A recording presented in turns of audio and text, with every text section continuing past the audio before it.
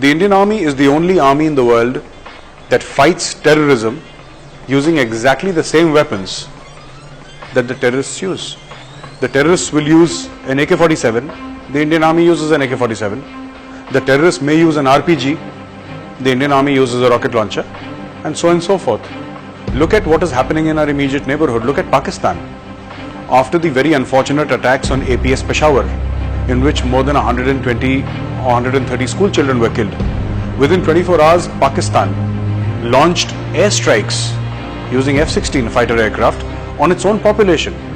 Now, these are not accurate weapons. These are not specific weapons. These are area weapons.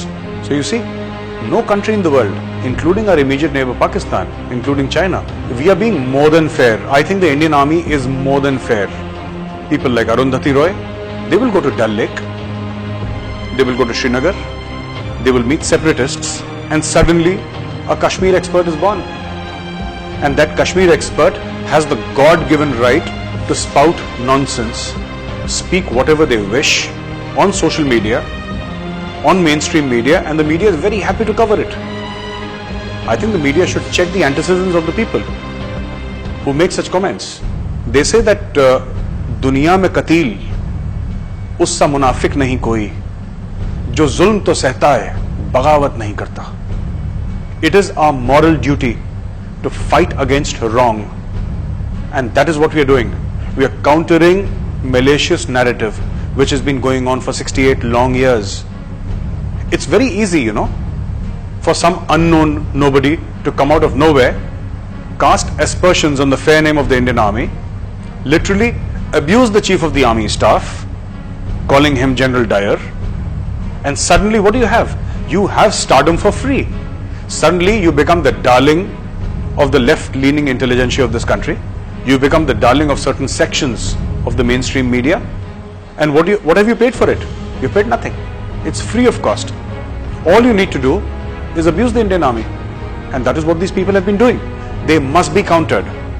They have to be countered.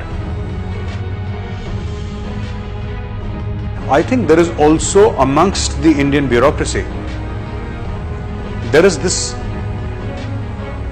fear of the unknown. They don't understand the Indian Army.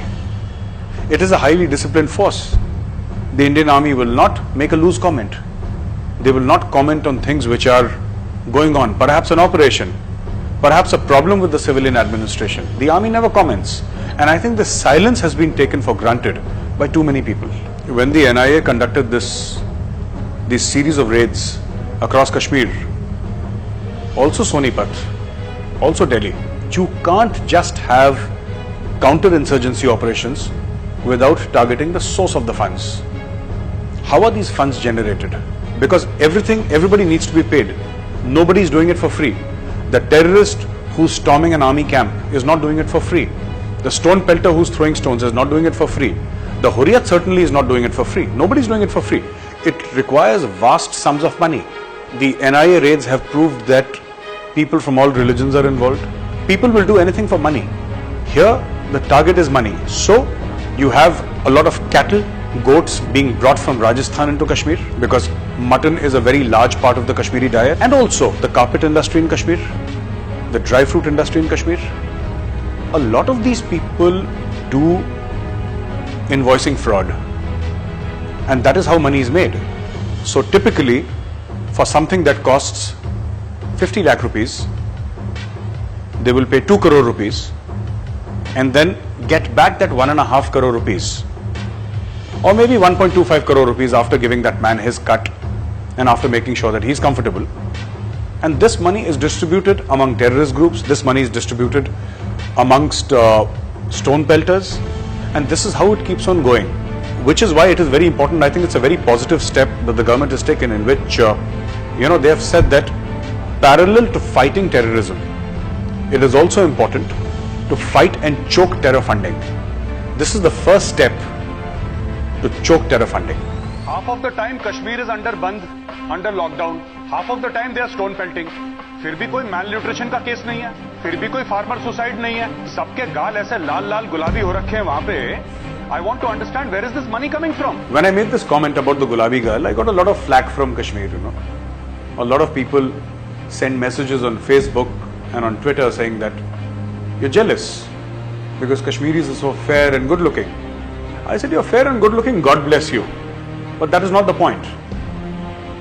You know, in that entire debate,